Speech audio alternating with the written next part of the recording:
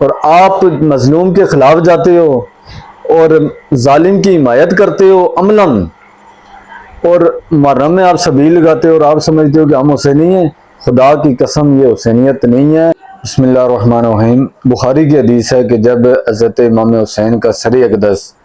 عبید اللہ بن زیاد کے پاس لایا گیا اور وہ ایک ٹیسٹ میں رکھ دیا گیا، یعنی ایک برتن میں،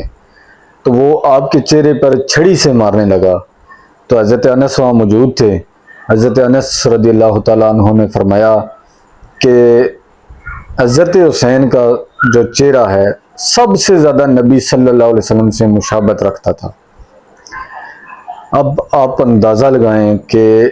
جو ہستی جس کا چہرہ نبی صلی اللہ علیہ وسلم سے سب سے زیادہ مشابہت رکھتا تھا، اور جن کے بارے میں آپ صلی اللہ علیہ وسلم نے فرمایا کہ حسن اور حسین جنتی نوجوانوں کے سردار ہیں، اور خصوصاً حضرت حسین کے بارے میں آپ صلی اللہ علیہ وسلم نے فرمایا حسین منی و انا من الحسین، کہ حسین مجھ سے ہے اور میں حسین سے ہوں، یعنی آپ اپنے جسم کا ٹکڑا انہیں کہہ رہے ہیں، اتنی محبت فرما رہے ہیں۔ اور آپ صلی اللہ علیہ وسلم کا وہ سگا نواسا اور آپ کا ہی امتی ان کو شہید کرنے کے بعد ان کے منہ پہ چھڑی سے مار رہا ہے۔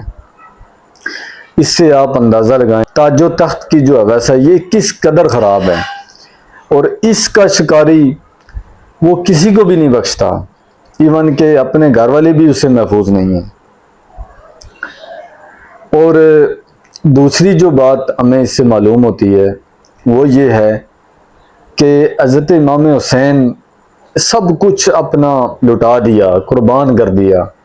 لیکن وہ ظالم کے آگے جھکے نہیں ہیں۔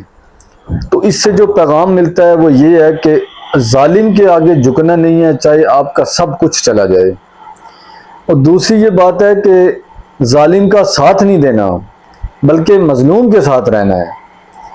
ظالم جتنا مرضی طاقتور ہو، یا تو آپ نے اس کے آگے کھڑے ہو جانا ہے، یہ جو پہلا درجہ ہے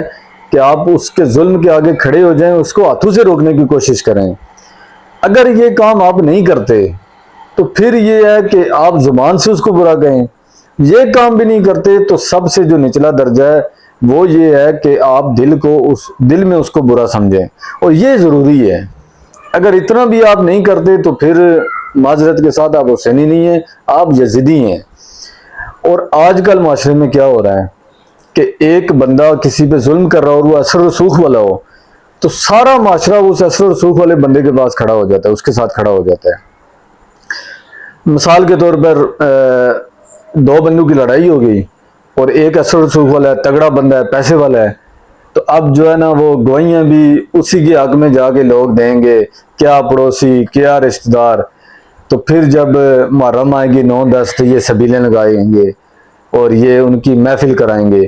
آپ سبیلیں لگائیں، آپ محفلیں کرائیں، آپ جو مرضی کریں، آپ یزیدی ہیں۔ صحابہ کرام آپ سیرت پڑھ لیں، حدیث کی کتابیں پڑھ لیں، وہ سبیلیں نہیں لگاتے تھے،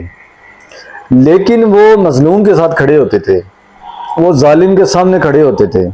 اور آپ مظلوم کے خلاف جاتے ہو اور ظالم کی حمایت کرتے ہو عملاً،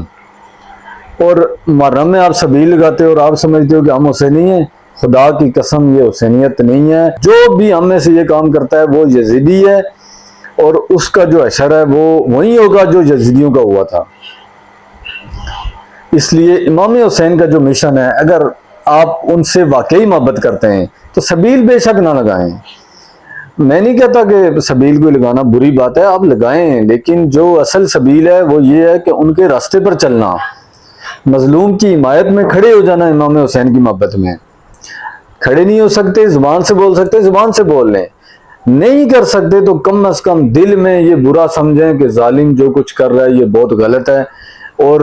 چھپ چھپا کے مظلوم کی جتنی حمایت کر سکتے ہیں۔ مثال کے طور پہ آج کے دور میں دو پڑوسیوں کی لڑائی ہوگی اور ایک ظالم ہے دوسرا مظلوم ہے، لیکن ظالم اثر رسوخ والا ہے، آپ اس سے سامنے کھڑے نہیں ہو سکتے، بات بھی نہیں کر سکتے،